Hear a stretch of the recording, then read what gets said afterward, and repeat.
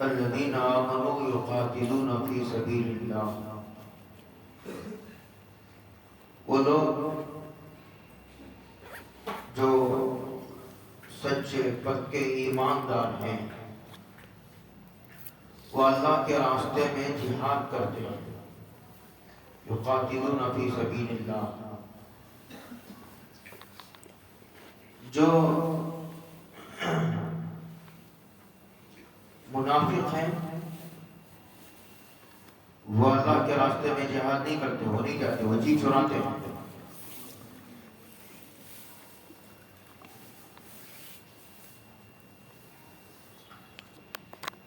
اسی لیے میں نے ترجمہ کیا، مفسرین نے لکھا بھی ہے، وہ لوگ جو پکے ایماندار ہیں ان کی ایک علامت یہ ہوتی ہے کہ جب جہاد کا اعلان کیا جاتا ہے تو وہ جہاد کے لیے نکل پڑتے ہیں.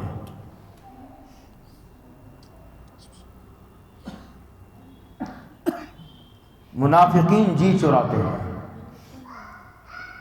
سچے پکے ایمان والے کو پہچاننے کی ایک علامت یہ بھی ہے.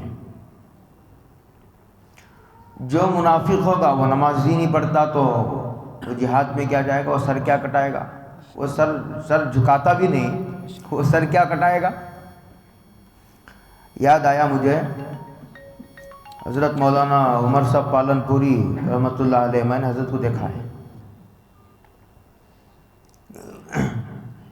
ایک آدمی ان کے پاس آیا اور اس نے کہا کہ حضرت میں جہاد میں جانا چاہتا ہوں. اس وقت کوئی جہاد ہو رہا تھا تو حضرت نے کہا نماز پڑھتے ہو؟ حضرت نماز نہیں پڑھتا. تو حضرت نے کہا کہ جو سر بھی نہیں جھکاتا وہ کیا سر کٹانے جائے گا؟ عموماً نوجوان اس قسم کے سوالات کرتے رہتے ہیں. سر کٹانے کی بات اور یہ ٹاپک، یہ موضوع ان کے لیے بہت دلچسپ موضوع ہے. ان کو قرآن کی تلاوت کی بات کرو، نماز کی بات کرو، زکوٰۃ کی، حج کی، عمرے کی، ذکر کی، حسن اخلاق کی، نرمی کی، کوئی شریعت کا کوئی حکم ان کو سوائے جہاد کے پسند نہیں آتا. یہ بھی نفاق کا شعبہ ہے. آدمی روزانہ مجاہدہ کرنے کے بجائے ایک ہی دن سارا کام ختم ہو جائے، ایک ہی دن سارا کام تمام ہو جائے، یہ نہایت باریک دھوکہ ہے نفس کا. ورنہ جو آدمی سر بھی کٹا سکتا ہے اسے سر جھکانے کیا موت آ رہی ہے؟ جبکہ سر کٹانے میں خطرات بھی ہیں. سر جھکانے میں کیا خطرہ ہے؟ کس کی طرف سے پابندی ہے؟ تو الذین آمنوا یقاتلون فی سبیل اللہ، وہ لوگ جو اللہ کے راستے میں جہاد کرتے ہیں. یعنی الذین آمنوا، جو پکے ایمان والے ہیں، ورنہ کچے ایمان والا تو نماز بھی نہیں پڑھتا. آگے میں والذین کفروا، اس کا ترجمہ ذرا توجہ سے سنیے، علماء کے لیے خاص طور سے. والذین کفروا، وہ لوگ جو کفر میں پکے ہیں. یہ ترجمہ بھی قابل توجہ ہے، اس لیے کہ جو کافر مذہبی نہیں ہیں، جو کافر، میں بہت زیادہ اسے نہیں کھولتا، آپ ہی اس پر غور کر لیجئے، میں صرف ترجمہ کر رہا ہوں پوری تاریخ کو سامنے رکھ کر. وہ لوگ جو کفر میں پکے ہیں، ورنہ جو لوگ جس طرح مسلمانوں میں منافق ہیں اسی طرح جو کافر ہیں ان میں بھی منافق ہیں. وہ بھی اپنے مذہب پر ایمان نہیں رکھتے، وہ بھی اپنے مذہب کے لیے سر کٹانا نہیں چاہتے سر کٹانا. وہ جو لوگ کفر میں پکے ہیں وہ فی سبیل طاغوت کے راستے میں، شیطان کے راستے میں، یا شیطان کے لیے جہاد کرتے ہیں، شیطان کے راستے میں جہاد کرتے ہیں.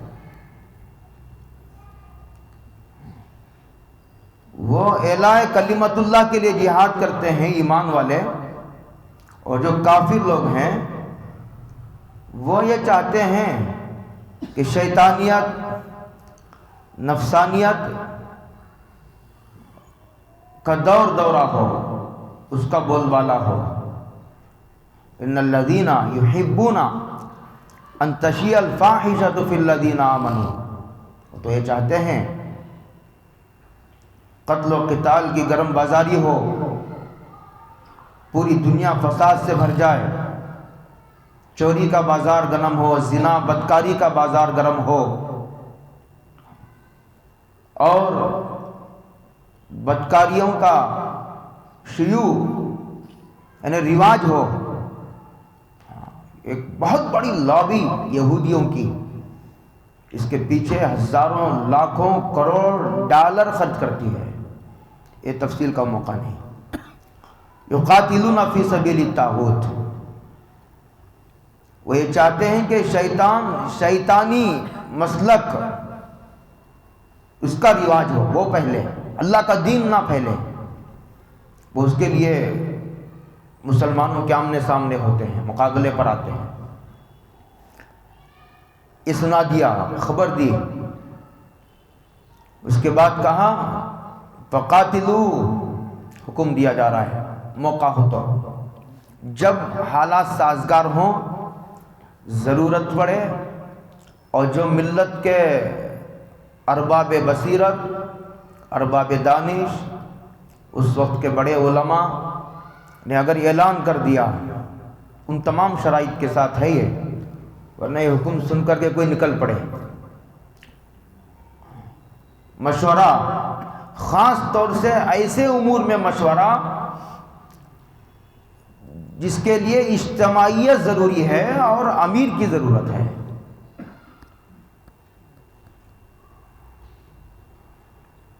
جہاد ایک ہی رہ گیا ہے کیا؟ زنا کرتے ہیں تو کتنے لوگوں کو کوڑے مار رہے ہو، کتنے لوگوں کو پتھروں سے مار مار کر سنسار کر رہے ہو، کیوں نہیں کر رہے؟ اس لیے نہیں کر رہے کہ ہمارے پاس تو قوت نہیں، ہمارا کوئی امیر نہیں، اجتماعیت نہیں، سارے احکامات اسی پر ڈیپینڈ ہیں۔ یہ تمام شرائط کے ساتھ ہے۔ فقاتلو، قتال کرو، اولیاء شیطان، شیطان کے دوستوں سے۔ جو کافر ہیں وہ شیطان کے دوست ہیں، وہ انہی کے فالوور ہیں، انہی کے پیروکار ہیں، شیطان کے راستے پر چلنے والے، جن کے ہاتھوں میں شیطان کا جھنڈا ہے، ان سے قتال کرو۔ آگے کہا ان کید الشیطان کان ضعیفا، بلا شبہ شیطان کا جو مکر ہے، ان کی جو تدبیر ہے، کان ضعیفا، وہ بہت کمزور ہے، کان ضعیفا، کمزور ہے۔ بہت کمزور کا ترجمہ میں نے انا کو ضعیفہ کے ساتھ ملا کر کیا، علماء کی سمجھنے کی بات ہے۔ بلا شبہ شیطان کا قید یہ تو یہ ہے کہ شیطان کا جو قید ہے، ان کی جو قوت ہے، ان کی جو تدبیر ہے، اسے بھی تسلی سے سمجھو۔ اس لیے کمزور نہیں، اس لیے کمزور نہیں کہ وہ تعداد میں کم ہیں، قوت میں کم ہیں، اس لیے کمزور کہا نہیں، بہت ہیں تعداد میں، قوت میں بھی بہت بڑے ہوئے ہیں مسلمانوں کے اعتبار سے، لیکن چونکہ ان کے ساتھ اللہ کی نصرت اور تائید غیبی شامل حال نہیں ہے، اس لیے باوجود کثرت کے، باوجود قوت کے، کان ضعیفہ، کم ہے۔ اس لیے کہ فتح و شکست کا جو مدار ہے وہ قلت اور قوت پر نہیں ہے، قلت و کثرت پر نہیں ہے، ضعف و قوت پر نہیں ہے، وہ تو اللہ کی تائید کے تابع ہے، اللہ کی مشیت کے تابع ہے۔ اللہ جس صف میں آ کر کھڑے ہو جاتے ہیں ان کا پلڑا بھاری ہو جاتا ہے، چاہے ان کے پاس قوت بھی نہ ہو، چاہے تعداد بھی نہ ہو، جیسے بدر میں ہوا، بدر میں اللہ ہی کی قوت کا مشاہدہ تو کرایا گیا، اور کیا کرایا گیا؟ تو کہہ رہے ہیں کہ ویسے بھی شیطان کی تدبیر کمزور ہوتی ہے، لیکن جب اللہ کے مقابلے میں آتا ہے کوئی تو بدرجہ اولا کمزور ہے۔ یہ کہہ کر جہاد کی ترغیب دی جا رہی ہے، تمہارے ساتھ اللہ کی تائید ہے، نصرت ہے، پھر گھبرانے کی کیا بات ہے؟ پیچھے سے مضمون چل رہا ہے، اسے دہرانے سے فائدہ نہیں ہے، بہت تفصیل سے کلام ہوا ہے۔ تو بس اتنا سمجھانا چاہتے ہیں، دو باتیں سمجھائی میں نے۔ ایک یہ کہ شیطان کا قید بہت کمزور ہے، بہت کمزور کا ترجمہ انا کے گو بظاہر دیکھنے میں زیادہ ہو، لیکن چونکہ ان کی صف میں اللہ نہیں ہے، ان کے ساتھ اللہ کی نصرت و تائید شامل حال نہیں ہے، تعداد میں زیادہ ہونے کے باوجود، فوجی قوت زیادہ ہونے کے باوجود اور تعداد بڑی ہوئی ہونے کے باوجود بھی وہ کمزور ہیں۔ جو اللہ کی نصرت سے محروم ہے وہ ذلیل ہے۔ صدیق اکبر نے اپنے خطبے میں ارشاد فرمایا تھا، اپنے خط میں خالد بن ولید کو انہوں نے خط لکھا تھا، اس میں ایک جملہ یہ بھی تھا، بہت سارے جملے تھے، اس میں ایک جملہ یہ بھی تھا کہ جو آدمی، اور اس میں ایک جملہ یہ تھا شروع میں کہ خالد، کیا تم یہ جو ایران و روم فتح ہوا ہے، تم اسے اپنی تدبیر اور قوت بازو کا نتیجہ سمجھتے ہو؟ اگر ایسا سمجھتے ہو تو سنو، کان کھول کر سنو۔ حق ہے حضرت صدیق اکبر کو بولنے کا، کہ سنو اور کان کھول کر سنو، جو اللہ کی نصرت سے محروم ہو جاتا ہے وہ ذلیل ہو جاتا ہے، یہ فرمایا تھا۔ آگے کہا الم تر الی الذین، جب کفار مکے میں مسلمانوں کو ستاتے تھے، چونکہ ان کے پاس تعداد کی بھی کمی تھی، اسباب کی بھی کمی تھی، اور بھی بہت سارے مصلحتیں تھیں، ان کی تربیت بھی مقصود تھی، اس لیے کہ تربیت بیانات سے نہیں ہوتی، تربیت حالات لاتے ہیں تبھی ہوتی ہے۔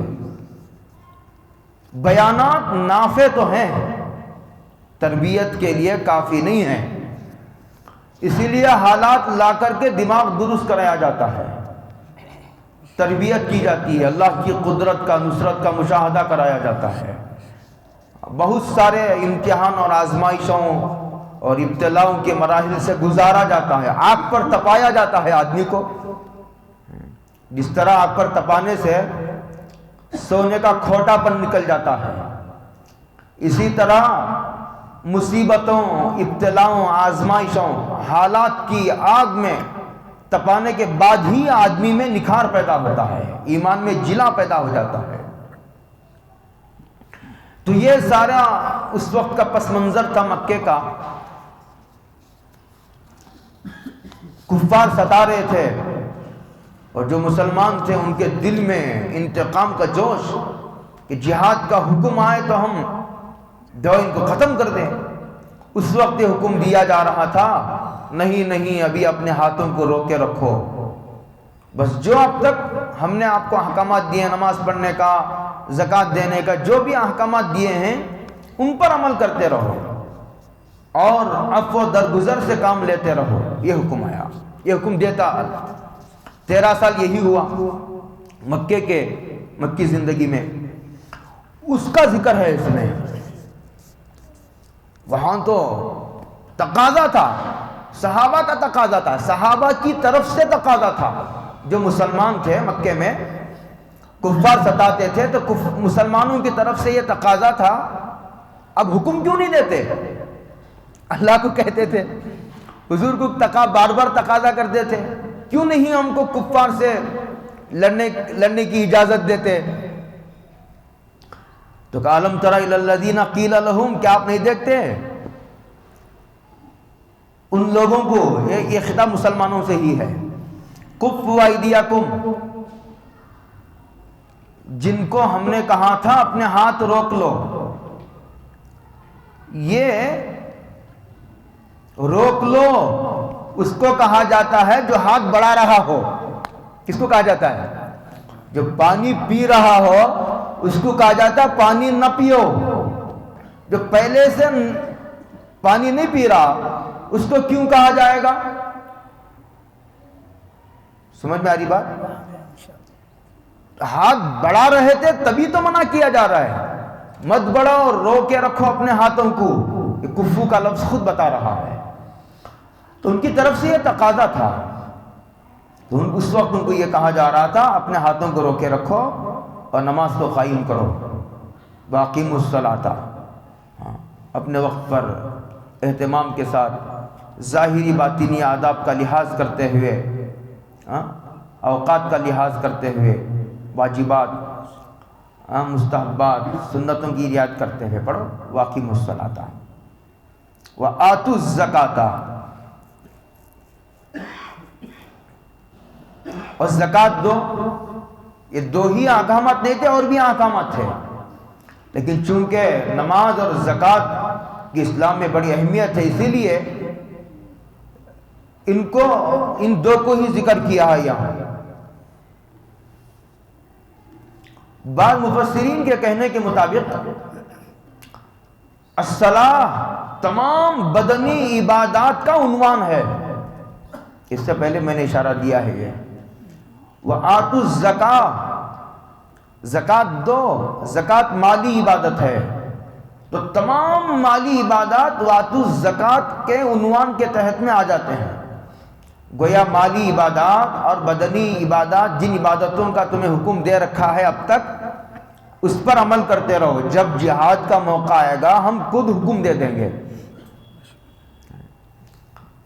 اس لیے کہ حالات اور حالات کے تقاضوں کو، آپ کی مصلحتوں کو تم سے بہتر ہم ہی جانتے ہوں گے نا، یہ تمہاری عقل زیادہ ہے ہمارے سے۔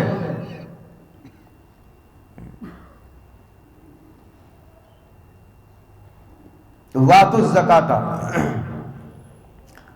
اچھا یہ مسلمان مکے میں تو تقاضا کر رہے تھے، مدینہ آ گئے ہجرت کر کے، وہاں امن، چین، سکون کے حالات تھے، تو فلما کتب علیہم القتال، جب ہم نے ان پر جہاد کو فرض کیا، تو اذا فریق منہم، تو یہ کہنے والوں میں سے ہی ایک جماعت نے، یخشون الناس، وہ لوگوں سے ایسا ڈرنے لگی کہ خشیت اللہ، کافروں سے ایسا ڈرنے لگی کہ ہم جائیں گے تو مارے جائیں گے جہاد میں، کہ خشیت اللہ، جیسے اللہ سے ڈرا جاتا ہے، او اشد خشیہ، بلکہ اللہ سے بھی دو ہاتھ زیادہ مخلوق سے ہی ڈرنے لگے، یعنی کافروں سے۔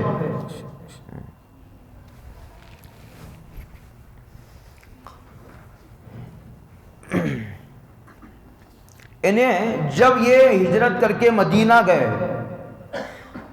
ذرا چین کی، سکون کی سانس لی، تو اتنے میں پھر جہاد کا حکم آ گیا۔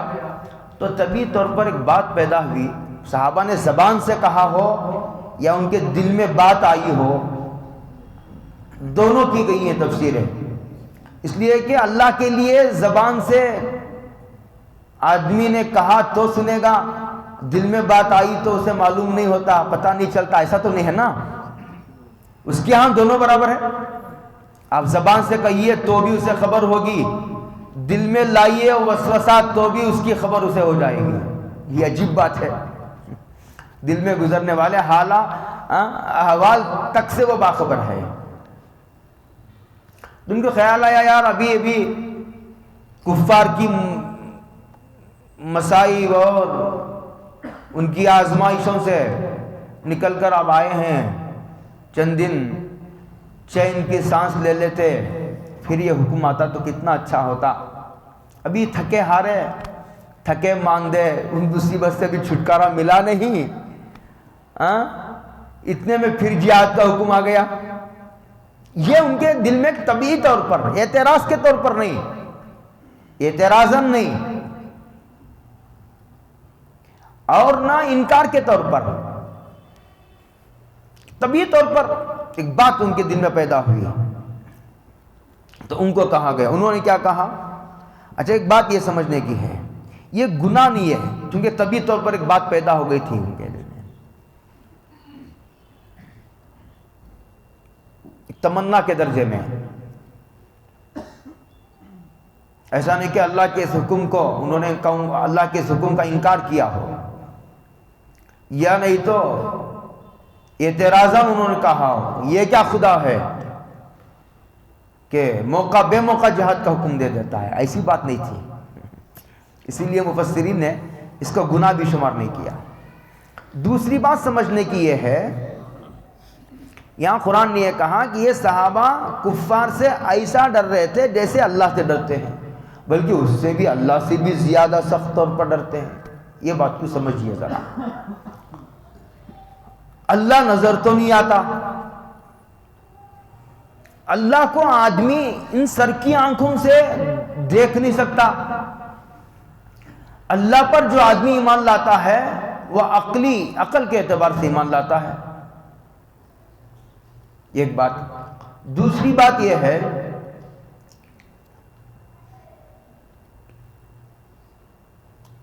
انسان اللہ سے ڈرتا ہے، وہی انسان کو یہ بھی معلوم ہے کہ اللہ 70 ماؤں سے زیادہ مہربان ہے.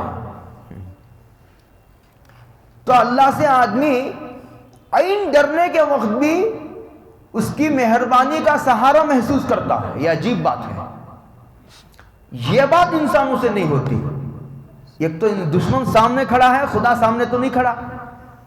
اور دوسرا جس سے ہمیں خطرہ ہے، جو ہمارا دشمن ہے، غدار ہے، کافر ہے، اس سے مہربانی کی کیا توقع امید کی جا سکتی ہے؟ خوف ہی خوف ہے. وہاں خوف بھی ہے، مہربانی کی امید بھی ہے. اس لیے کہ عین غصے کے موقع پر بھی اللہ کی صفت رحمت اللہ سے جدا نہیں ہوتی. علم کلام کا نہایت نازک ترین مسئلہ ہے. پھر یعنی ایسا نہیں کہ اللہ غصہ کر رہے ہوں تو اللہ کی صفت رحمت تھوڑی دیر کے لیے اس سے جدا ہو گئی ہو، ایسا نہیں ہوتا. اس بات کو شیطان سمجھ گیا عین غصے کے وقت میں، جب اس سے ملامت ہو رہی تھی کیوں تو نے اس آدم کو سجدہ نہیں کیا. اسی لیے مفسر نے لکھا ہے کہ شیطان اللہ کا عارف بہت تھا. اسے خوب پتا تھا کہ اللہ تعالیٰ غصے سے مغلوب نہیں ہوتے. اسی لیے عین اللہ غصہ کر رہے ہیں، اس وقت اللہ کو کہتا ہے کہ آپ نے مجھے آگ سے بنایا ہے اور حضرت اور آدم کو مٹی سے بنایا ہے. یہ کہا، اور پھر یہ کہا کہ آپ مجھے قیامت تک کے لیے مہلت دے دیجئے. عین غصے کے موقع پر کر رہا ہے. تو یہ دو فرق ہیں. اسی لیے کہا کہ خشیت اللہ او اشد خشیہ. اس قسم کی طبیعی بات پیدا ہو جانا، اللہ تعالیٰ کے سخت احکامات بظاہر جو سخت ہوتے ہیں تو وہ ایمان کے بھی منافی نہیں، اخلاص کے بھی منافی نہیں ہے. یہ اس وقت اخلاص و ایمان کے منافی ہوتے ہیں جب آدمی سخت بھی سمجھے اور حکم کے تقاضے پر عمل بھی نہ کرے. وہ بہت سخت بات ہے. تو انہوں نے کیا کہا؟ لولا اخرتنا الی اجل قریب، کچھ نہ کچھ مہلت دے دیتے، ابھی تو چین کی سانس لی ہے. قل متاع الدنیا قلیل. تو ان سے کہا گیا کہ ارے دنیا کی متاع، دنیا کا چین و سکون تو تھوڑا ہے. اگر چین و سکون سے رہو گی بھی تو کتنے دن رہ سکو گے؟ یہ کہا. قل متاع الدنیا قلیل. دنیا کی حقارت بیان کر کے جہاد کی ترغیب دی جا رہی ہے. جہاد میں جانے سے تمہیں موت کا خطرہ ہے، موت کا. اچھا زیادہ سے زیادہ مر جاؤ گے، مر جاؤ گے تو یہاں سے اچھی جگہ پہنچ جاؤ گے. دنیا تو فانی ہے، عارضی ہے. وہ نہ فانی ہے نہ عارضی ہے، فنا بھی نہیں ہوگی، ہمیشہ ہمیشہ کی ہے. ٹیمپروری نہیں ہے جنت. نعمتیں بھی ہمیشہ ہمیشہ کی، وہاں کی زندگی بھی ہمیشہ ہمیشہ کی. اس کو کہا قل متاع الدنیا قلیل. دنیا کے چین و سکون کی تلاش میں جہاد سے جی نہ چرایا کرو، اس لیے کہ دنیا کا چین و سکون تو قلیل، ہر اعتبار سے تھوڑا ہے. والآخرت، اور آخرت خیر، ہر اعتبار سے بہتر ہے. کوالٹی کے اعتبار سے بھی، کوانٹیٹی کے اعتبار سے بھی، بقا کے اعتبار سے بھی، دوام کے اعتبار سے بھی. نعمتوں کے اعتبار سے بھی، لیکن کس کے لیے؟ لمن اتقا، جو اللہ سے ڈرتا اس کے لیے بہتر ہے۔ لیکن ایک آدمی کافر ہے، اس کے لیے وہ کیوں مرنے کو جی چاہے گا؟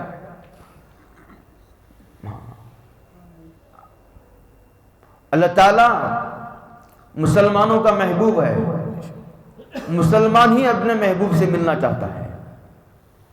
اللہ محبوب ہے ایمان والوں کا، اور کوئی آدمی محبت کرنے والا اپنے محبوب سے زیادہ دن تک جدا نہیں رہنا چاہتا، اور محبوب سے ملنے کی یہی ایک شکل ہے کہ وہ مرے بغیر محبوب سے ملاقات ممکن نہیں ہے۔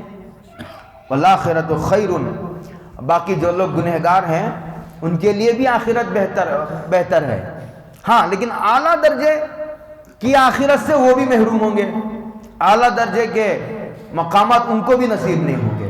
لمن اتقا۔ اور قرآن جب کہیں ترغیب دیتا ہے تقوی کی، تو تقوی کے اعلیٰ درجے کے حاصل کرنے کی ترغیب دیتا ہے، یہی اللہ کے کلام کے مناسب بات بھی ہے۔ وَلَا تُظْلَمُونَ فَتِيلًا، اور تمہارے اوپر ایک دھاگے کے برابر بھی ظلم نہیں کیا جائے گا۔ یہ جو کھجور کے اندر کیا ہوتی ہے؟ گٹلی، ان کے بیچ میں بالکل بیچ میں ایک پردہ ہوتا ہے باریک، اس کو کہتے ہیں عربی زبان میں فتیلہ، فتیلن۔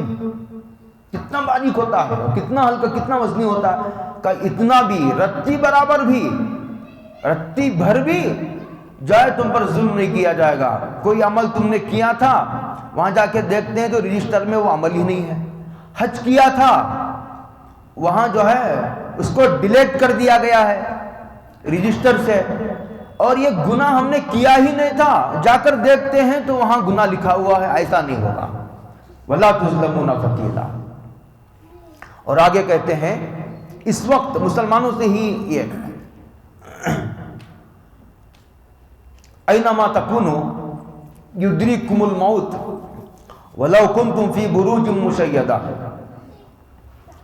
اس وقت خطاب ان سے کیا جا رہا ہے، تم مضبوط قلعوں میں تو نہیں ہو، مضبوط قلعوں میں نہیں ہو، لیکن فرض کرو تم مضبوط قلعوں میں اپنے آپ کو محفوظ کر لو، یدرککم الموت، موت وہاں بھی آ کر کے تمہیں پکڑ لے گی، کوئی رکاوٹ نہیں، کوئی دروازہ، کوئی قلعے، کوئی دیوار، کوئی تالا رکاوٹ نہیں، ہر جگہ اسرائیل پہنچ جائیں گے، کسی سے اجازت لینے کی ضرورت نہیں اسرائیل کو، کوئی دروازے، کوئی تالے، کوئی دیواریں، کوئی واچ مین، کوئی سیکورٹی گارڈ ان کو روک نہیں سکتا۔ ایسا نظام ہے۔ یدرککم الموت، موت وہاں بھی پہنچے گی۔ اگر موت مقدر ہے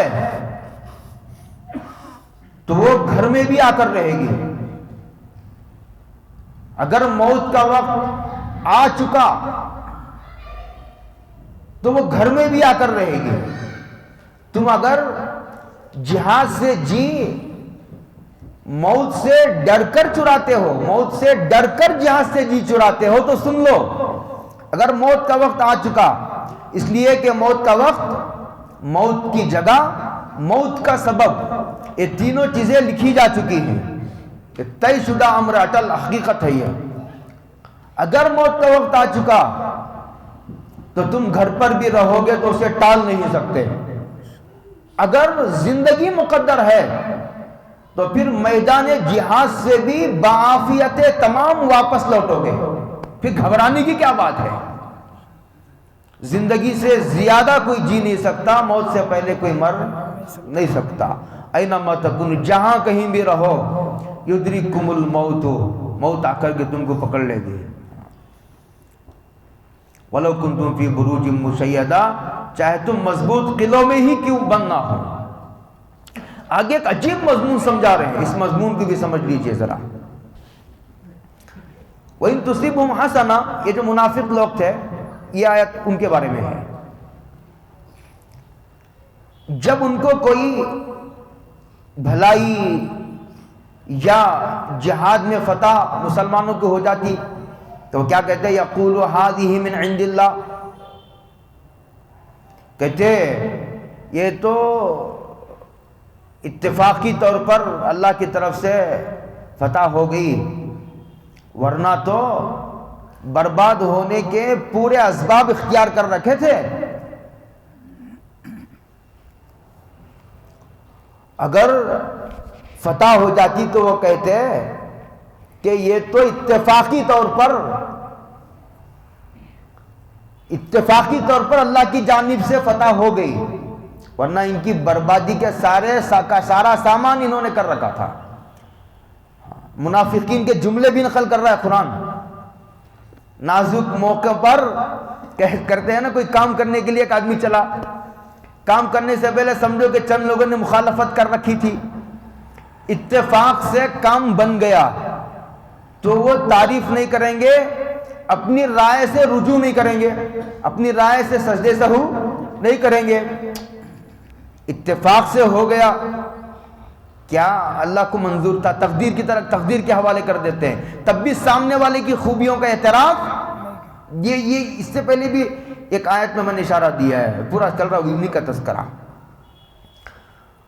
اگر برائی پہنچتی ہے، جہاد میں جانے کے بعد ناکامی کا منہ دیکھنا پڑتا ہے، تو کیا کہتے ہیں منافقین؟ حضور کو اشارہ کر کے کہتے تھے یہ تمہاری ہی وجہ سے ہوا، ہم نے کہا نہیں تھا کہ مت جاؤ مرو گے؟ حضور کی طرف لوٹا دیا۔ فتح ہوئی تو اللہ کی طرف اور ناکامی ہوئی تو نبی کی طرف۔ تمہاری ہی نعوذ باللہ نقل کرتے ہوئے مجھے ڈر لگتا ہے یہ آپ ہی کی نحوست کی وجہ سے ہوا، ہم نے کہا نہیں تھا؟ اس سے پہلے بھی منافقین کا جملہ قرآن نے نقل کیا، لو وقعدوا لو اطاعونا ما قتلوا، اگر یہ ہماری بات سنتے، منافقین نے کہا تھا، اور نہ جاتے ہمارے ساتھ رہتے تو اس طرح مارے نہ جاتے، یہ کہا تھا انہوں نے۔ قل کل من عند اللہ، ہر چیز اللہ ہی کی طرف سے ہے۔ آج بھی اسباب اختیار کرتا ہے، مصلحت اور تقاضے کے مطابق اس وقت کی مصلحت کا جو تقاضا ہوتا ہے وہ اللہ تعالیٰ رونما کرتے ہیں۔ کہہ دیجئے، آپ اللہ سے کہا جرا کہہ دیجئے کہ اچھائی کو اللہ کی طرف پھیر دینا اور برائی کو نبی کی نحوست کا نتیجہ قرار دینا، کہتے ہیں یہ تو نفاق کی پیداوار ہے، یہ منافقانہ سوچ ہے، یہ تو نبی کے وقار کو، اعتماد کو مجروح کرنا ہے۔ اس لیے کہ جب امت نبی پر اعتماد سے محروم ہو جاتی ہے، یہی کھیل کھیلا جا رہا ہے کہ اس وقت کے علماء سے اعتماد کو ہٹا لو، ان کے وقار کو مجروح کرو، اس لیے کہ امت علماء پر سے ان کا اعتماد ہٹ جائے گا تو پھر ان کی ہلاکت میں، تباہی میں کوئی درمیان میں پھر رکاوٹ نہیں ہے۔ اس بات کو غیر بہت اچھی طرح سمجھتا ہے، اسی لیے سارا زور لگا رکھا ہے مدارس کی طرف، پوری توجہ ہے، راتوں کی نیند حرام ہے ان کی، کہ یہ پھٹی چٹائیوں پر بیٹھنے والے کتنے طاقتور ہیں، اللہ کی کتنی زبردست طاقت و قوت ان کی پیچھے کار فرما ہے، اس کا اندازہ ان کو زیادہ ہے، اسی لیے تو واویلا مچا رہے ہیں۔ ورنہ جو پہلے سے غریب ہے، پہلے سے بدنام ہے، ان کو بدنام کرنے کی کوشش نہیں کرتا، جو پہلے سے مقبول ہے معاشرے میں ان کے وقار کو ٹھیس پہنچانے کی کوشش کی جاتی ہے۔ اس بات کو مسلمانوں کو سمجھنے کی ضرورت ہے کہ کہیں ان کے منصوبوں کو کامیاب بنا دو۔ کہو اچھائی ہو یا برائی وہ تو اللہ کی طرف سے ہے۔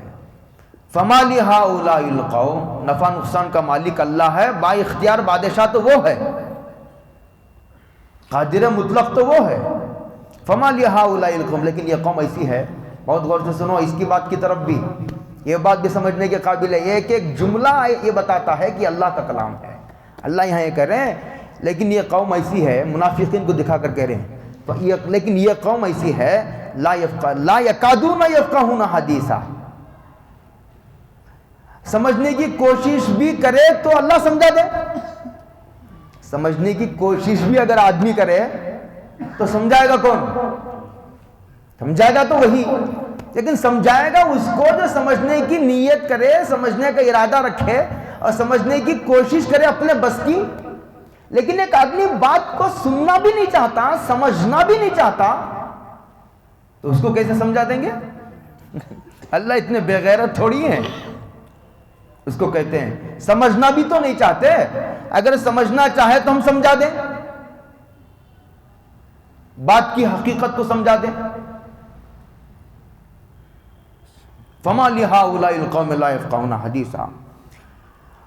آگے ایک عجیب بات کہہ رہے ہیں، ما اصابک من حسنہ. ایک اصول،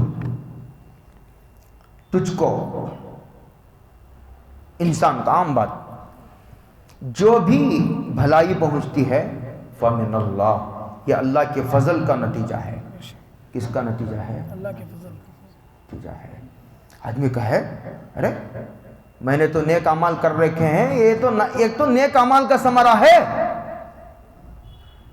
آدمی کے خیالات کو بھی درست کرتا چلتا ہے، اس کا قبلہ درست کر رہا ہے، خیالات کا قبلہ درست کر رہا ہے.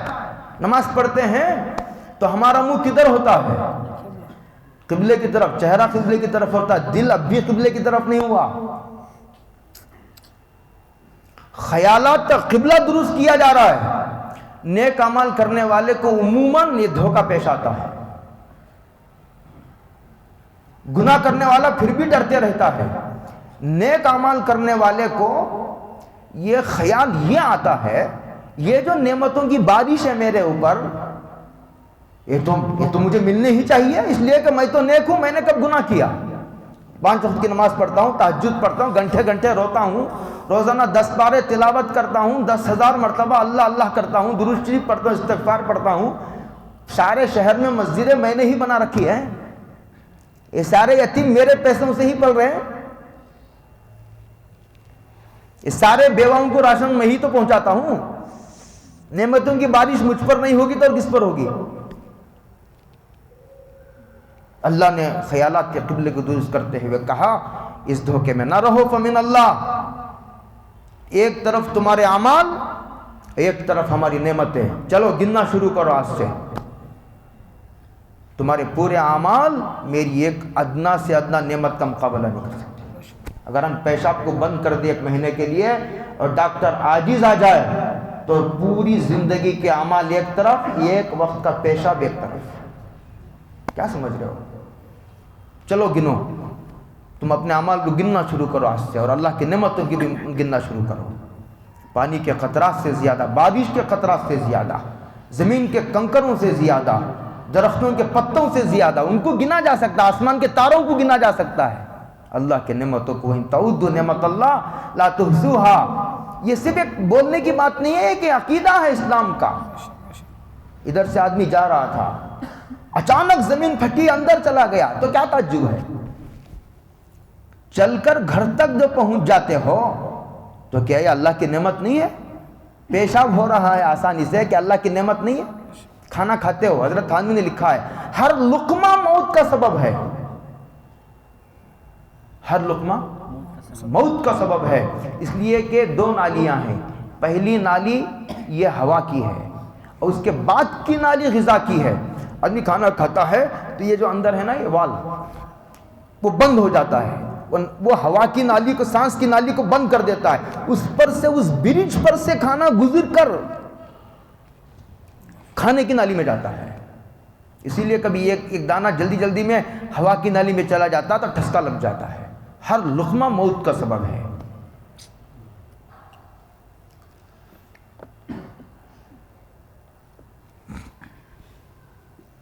تو فمن اللہ، نیک اعمال کرنے کے بعد بھی جو راحتیں، جو فتح وغیرہ وغیرہ، جو یہ بارش ہے، یہ پھر بھی اللہ کا فضل ہے، ورنہ یہ تمہارے اعمال کا بدلہ نہیں ہے.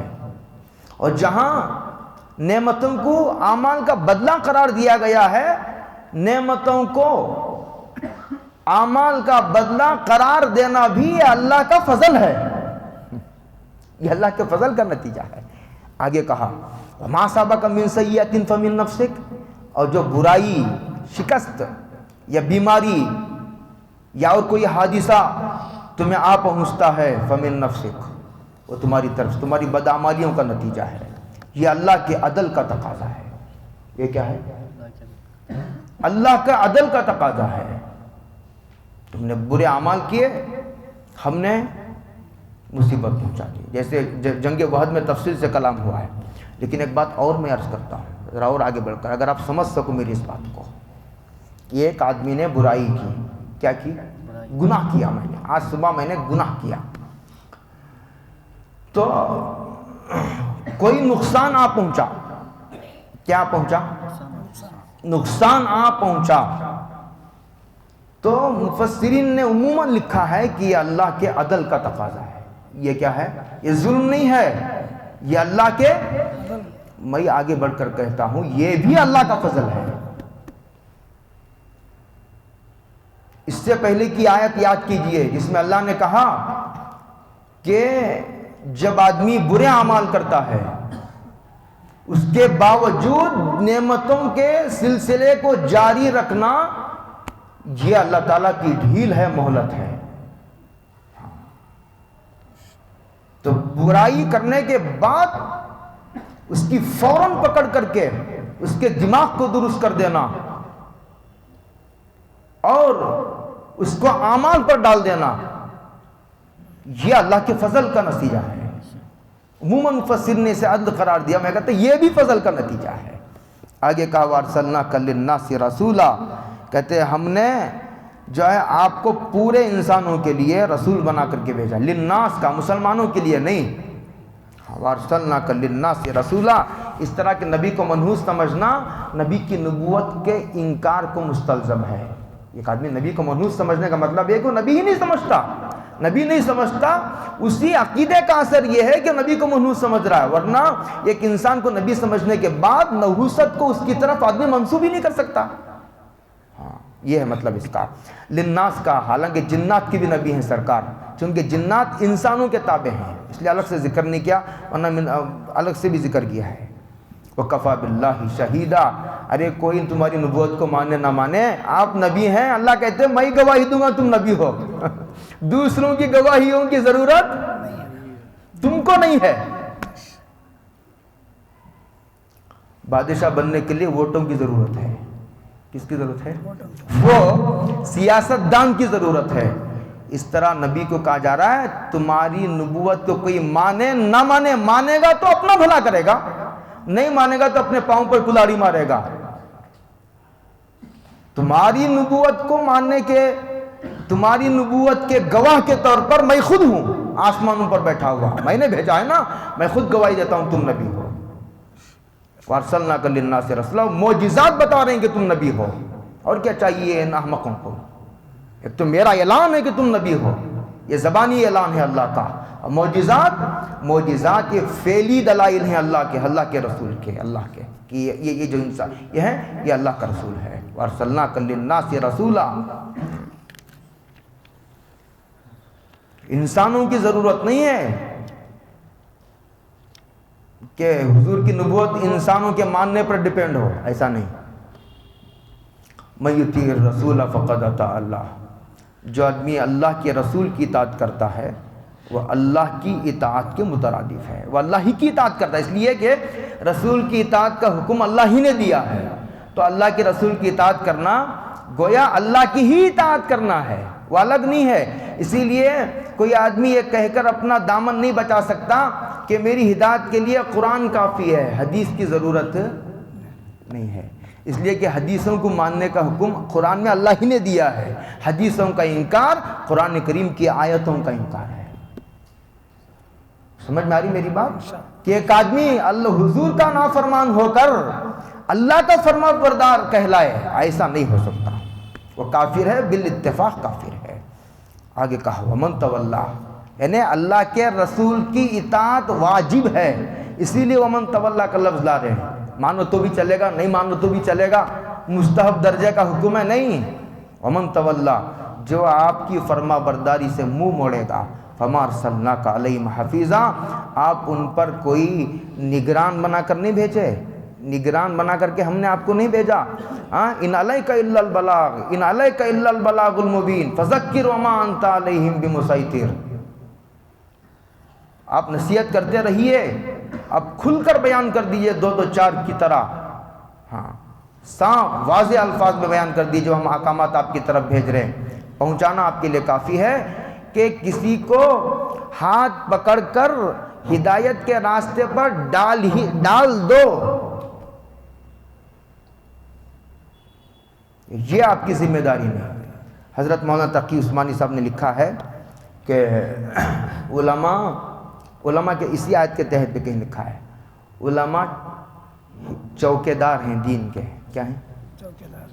بولو کیا ہیں؟ چوکیدار ہیں، ٹھیکیدار نہیں ہے۔ اسی طرح نبی بھی کسی کی ہدایت کا ہدایت کا سب سے بڑا ذریعہ نبی ہے، اس کا چہرہ ذریعہ ہے ہدایت کا۔ اللہ کی کتاب وہ جو کلام سناتا وہ بھی ہدایت کا ذریعہ ہے، اس کی صحبت ہدایت کا ذریعہ ہے، معجزات ہدایت کا ذریعہ ہے، لیکن ہدایت کا ٹھیکیدار پھر بھی انک لا تہدی من احببت، جس کو چاہے آپ ہدایت دینا چاہے آپ کے بس میں اختیار میں ہم نے نہیں رکھا ہے۔ بس آپ کسی کو ہدایت کی تلقین کر سکتے ہیں، راہ راست کی دعوت دے سکتے ہیں، بلا سکتے ہیں آؤ یہ راستہ اچھا ہے، آؤ یہ راستہ جنت کا ہے، آؤ یہ راستہ جنت کا ہے، آؤ یہ راستہ بھلائی کا ہے، آؤ یہ راستہ کامیابی کا ہے۔ نبی بلا سکتا ہے۔ اگر ہدایت نبی کے ہاتھ میں ہوتی تو ابو طالب جہنم میں کیوں جاتے ہیں؟